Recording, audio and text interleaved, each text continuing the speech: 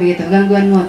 Kemudian saya konfirmasi kembali, saya cari-cari, ternyata benar nih kayak dikatakan oleh Profesor K. Redfield Jamieson dari University Johns Hopkins University mengatakan bahwa memang pada dasarnya para artis dan penulis juga itu adalah orang yang biasanya lebih rentan mengalami mood disorder seperti depresi dan bipolar dibandingkan populasi umum lainnya.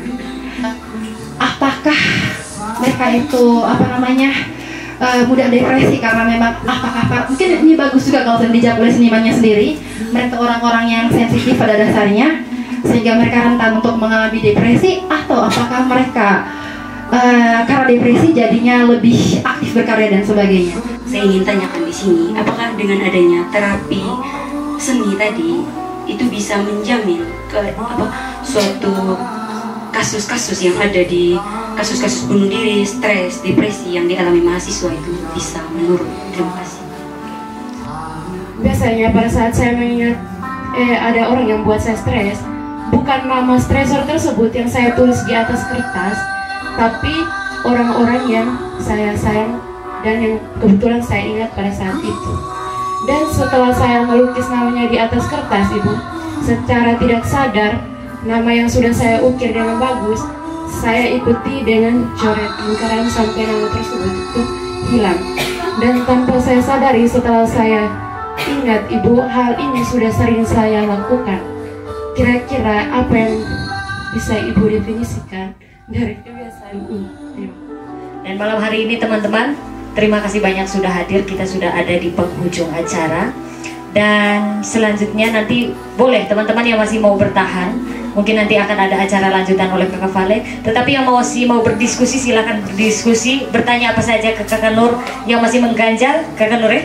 Tidak apa-apa, kita nanti membuka forum-forum lain di tengah ini. Apakah seni ini bisa menyelamatkan pasien atau klien itu? Kembali lagi saya katakan tadi, seni ini adalah terapi pendamping. Dia tidak bisa salah satunya, kalau misalnya kamu sudah stres ini, mewarnai saja. Tidak bisa. Kamu ini menyanyi saja, kita menyanyi sepanjang jalan, kita pulang, kita berpikiran lagi itu masalah. Se-ekspresif apa kamu dalam seni itu, pasti masalah itu tidak tuntas begitu. Nah, seperti tadi terapi kita ada dua, farmakologis sama psikologis. Kalau sudah dengan seni sebagai terapi pendamping, kemudian ada konseling, ada juga terapi farmakologis. Kalau sudah sampai depresi, kemudian tidak bisa tidur, kemudian gelisah, kemudian cemas, kemudian kita berpikiran untuk meninggal, kemudian kita ada halusinasi, itu sudah harus minum obat. Gitu. Jadi kita harus bekerja sama dengan stakeholder lain. Kita harus bekerja sama dengan psikiater. Psikolog itu tidak boleh memberikan obat. Sedikit tentang mood disorder. Nah, kalau tadi kakak Eni bilang, ibu Eni bilang mood disorder, kalau bahasa enaknya itu kalau depresi itu lebih kedua ya, mood disorder dengan bipolar. Bipolar itu yang naik turun, dia punya suasana hatinya tuh naik turun. Kadang kalau sudah senang luar biasa, kalau sedih luar biasa sampai ada pemikiran bunuh diri. Itu bipolar, itu depresi. Begitu.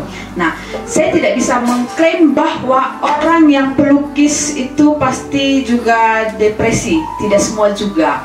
Tetapi kalau memang ada yang seperti itu, seperti teman-temannya kakak, itu mungkin juga bentuk dari pernyataan dirinya, pernyataan perasaannya. Dia tidak bisa, orang yang depresi itu rentan sekali, susah sekali mengungkapkan saya sedih, susah.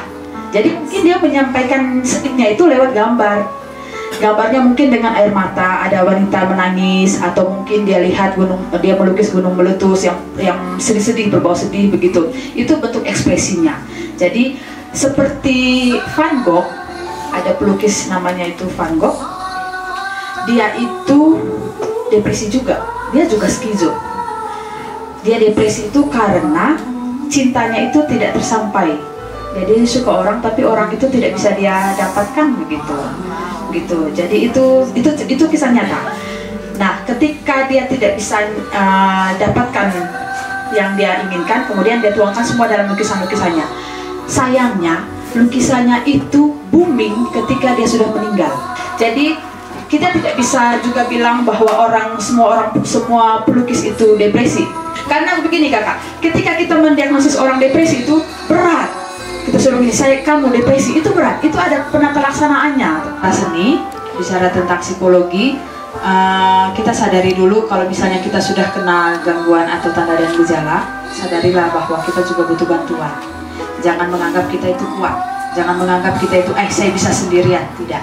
Kalau memang di kampus atau di puskesmas sudah difasilitasi ada psikolog, ada kader keperawatan jiwa, atau ada teman dekat saja curhat gitu, silahkan curhat gitu, biar tidak sampai ke tahap yang lebih parah gitu. Jadi kalau misalnya kita masih bisa atasi dengan curhat, dengan art terapi, kita selesaikan. Tapi jangan sampai itu kita berlarut-larut kemudian kita menganggap itu hal biasa.